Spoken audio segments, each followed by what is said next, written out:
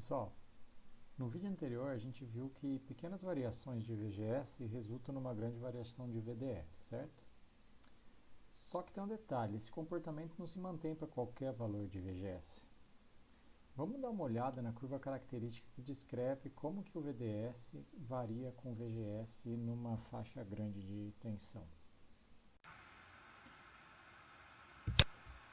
Bom, então para isso a gente mudou um pouco o nosso circuito. Em vez de a gente ter uma fonte de tensão contínua aqui no VGS, eu coloquei uma fonte que está gerando uma onda, uma rampa, né? Uma rampa que está indo de 0 a 5 volts. Então, conforme a tensão vai aumentando aqui, eu posso observar o que acontece aqui na saída no VDS, né? Então, vamos dar uma olhada aqui no que acontece. Enquanto a tensão de alimentação, ou seja, o VGS, está aqui abaixo de 1,5 volt, sendo 1,5 é o VTH desse transistor, você vê que a tensão de VDS é praticamente 10 volts, ou seja, não, o transistor está desligado, porque o VGS é menor que o VTH, não passa corrente, não passa tensão, não tem tensão sobre o resistor, e com isso, então, toda a queda de tensão da fonte está sobre o transistor. No momento que eu tenho aqui minha tensão de VGS maior que VTH, o transistor começa a conduzir.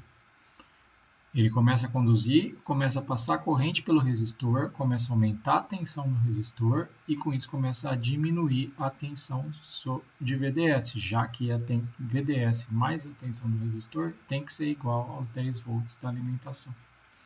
Então aqui a gente observa como que por volta de 1,5, 1,6 volts até 2,5 volts, o VDS vai caindo. E a gente vai ver depois que esse comportamento aqui se aproxima de uma parábola.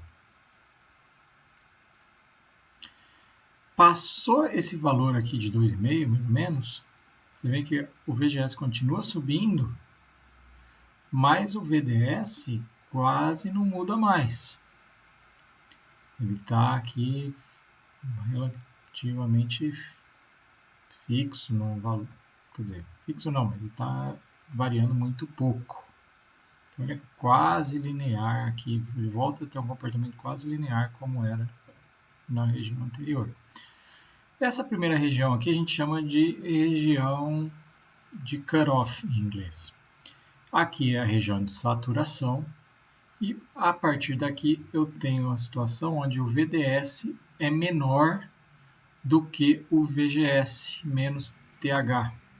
Então eu entro na região de triodo. Então nessa região de triodo, a proporção de ID dessa corrente para VGS começa a diminuir, então com isso a queda de tensão no VDS também reduz. Ok? Então essa é a curva característica de VGS em função de VDS. E por que é importante a gente observar essa curva? Deixa eu passar para uma curva que eu tirei do Cetra. Essa curva daqui mostra exatamente aquela mesma curva, mas em outra escala. E o importante da gente observar é o seguinte, imagina que eu estou entrando com um sinal em VGS. Tem um sinal variando aqui. Eu vou pegar minha saída no VDS. Eu quero que essa transdução, né, da entrada para a saída seja o mais linear possível, ou seja, eu preciso de uma região linear, aproximadamente linear. Então, essa região da saturação é a região que dá certo, é a região que o transistor funciona como um amplificador. Na região de cutoff e na região de triodo, que é o que a gente viu aqui, né, a variação é muito pouca, é quase que linear. Então, eu posso, imagina, eu estou variando o meu VGS, mas eu praticamente não vario o VDS. eu estou variando meu VGS e eu praticamente não vario o valor de VDS, ou seja, eu não estou amplificando nada. A mesma coisa acontece aqui na região de triodo. Eu estou variando a minha tensão de VGS, mas eu praticamente não tenho variação na minha tensão de VDS. Então também não adianta para o amplificador. Essa regiãozinha aqui é a região que importa. Ou seja, essa região é a região que eu consigo usar o meu transistor como um amplificador. Então eu preciso polarizar o meu transistor para ele trabalhar nessa região. O que significa polarizar meu transistor para trabalhar nessa região? Eu quero dizer que eu preciso escolher um VGS que eu vou fixar, né? Que a gente viu no vídeo anterior, que eu vou ter uma tensão constante de polarização e aí mais o sinal variando em cima dela. Então eu preciso escolher algum ponto entre esses dois limites aqui para deixar o meu transistor fixo. E aí entrar com o sinal e fazer ele variar nessa regiãozinha aqui. Então existem diversas maneiras de eu escolher que ponto eu vou, aonde eu vou fixar esse ponto. E eu vou conversar com vocês agora sobre uma dessas maneiras, que é quando a gente quer maximizar a excursão do meu sinal.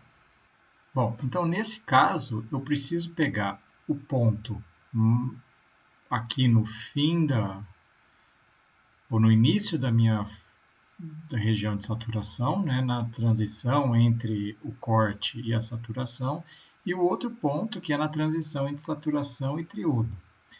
Esse ponto aqui, a tensão VDS nessa região é muito fácil, é a própria tensão de alimentação, né, 10 volts.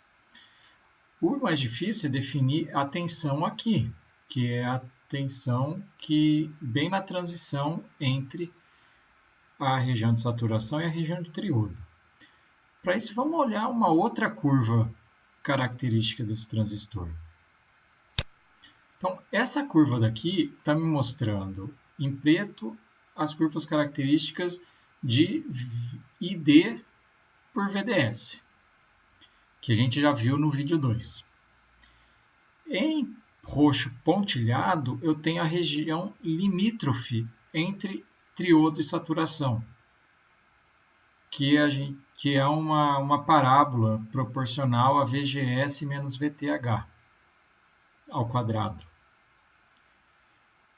Então, eu quero chegar eu quero algum ponto nessa curva aqui, porque eu quero estar o mais próximo possível da transição entre saturação e triodo.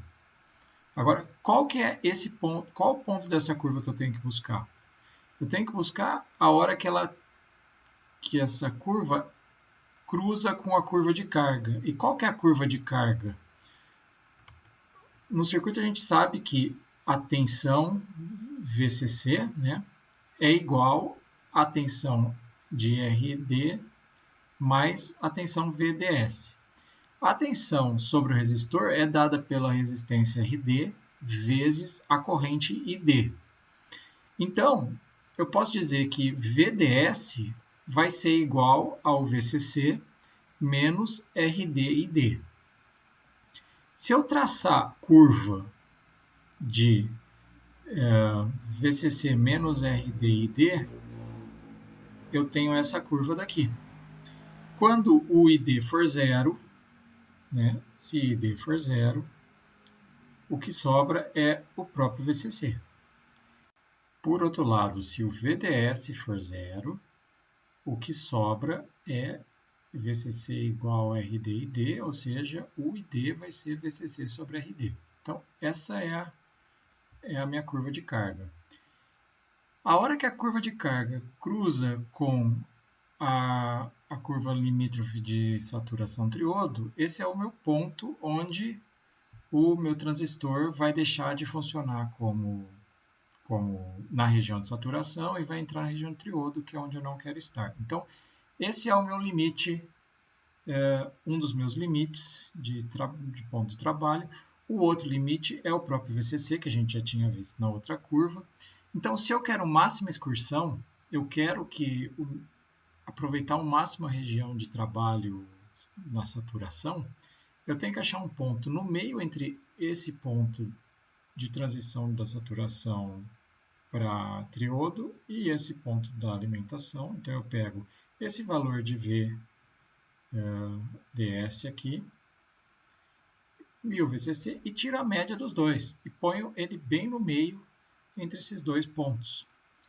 Então eu vou estar, significa que eu vou conseguir uma excursão o maior possível sem distorcer o meu sinal. E como que eu faço para polarizar? Então eu preciso pegar esse valor aqui de VDS que está no meio dos dois limites e descobrir qual que é o VGS que polariza o meu transistor neste ponto. Então, sabendo qual que é o VGS que me posiciona justamente no meio dos limites da região de saturação, eu polarizei o meu transistor no ponto de máxima excursão. Bom, sabendo agora qual que é o VGS, que vai me dar o VDS, que está bem no meio dos limites de excursão do transistor, então agora basta eu criar alguma maneira de garantir que o VDS está fixado nesse valor. Por exemplo, fazendo um divisor resistivo, tal que a tensão nesse ponto, né, que vai ser o ponto do gate, seja a tensão que a gente quer. Então, se eu tenho aqui R1, R2, eu sei que a tensão nesse caso vai ser VCC dividido por R1 mais R2 vezes R2. E essa tensão tem que ser igual a VGS de máxima excursão. Certo? Então aí, uma vez que você determinou qual que é o VGS necessário, é só criar um divisor resistivo para polarizar o teu transistor nessa posição.